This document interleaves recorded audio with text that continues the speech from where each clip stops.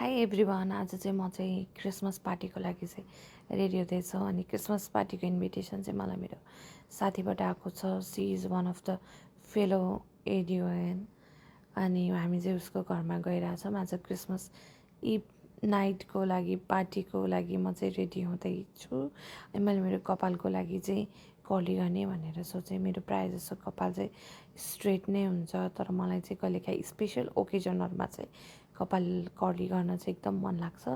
कपाल कर्ली गर्न चाहिँ म त्यस्तो पर्फेक्ट चाहिँ छैन। मैले एज अ फर्स्ट टाइम यो कर्लर चाहिँ युज गरेर मैले यो कर्लर चाहिँ एमाजोनबाट लिएको थिएँ अनि त्यस पछाडि मैले ल्याएदेखि चाहिँ युज गर्न पाएकै थिइनँ। अनि आज चाहिँ अब जसरी पनि युज गर्छु हुन्छ नि, आज यही हो म अब कपाललाई पनि युज गरौँ अनि हेरौँ कस्तो कर्ल बस्छ भनेर। अनि मोस्टली मेरो कपाल चाहिँ स्ट्रेट हो अनि कर्ली चाहिँ मेरो कपालले चाहिँ टलरेट गर्न सक्दैन। तर मैले आज चाहिँ एकदम कपाल एकदम रफ, मैले धेरै कलर गरेको भएर चाहिँ कपाल एकदम रफ भएको छ अनि कर्ली गर्न नि सजिलो हुन्छ भनेर मैले एक्स्ट्रा केही पनि स्मुथनेस चाहिँ केही पनि मैले कपालमा राखेको थिइनँ र बिस्तारै बन्दै पनि छ। Still I'm struggling a lot. अनि म चाहिँ रेडी हुँदैछु मेरो ग्यादरिङको लागि।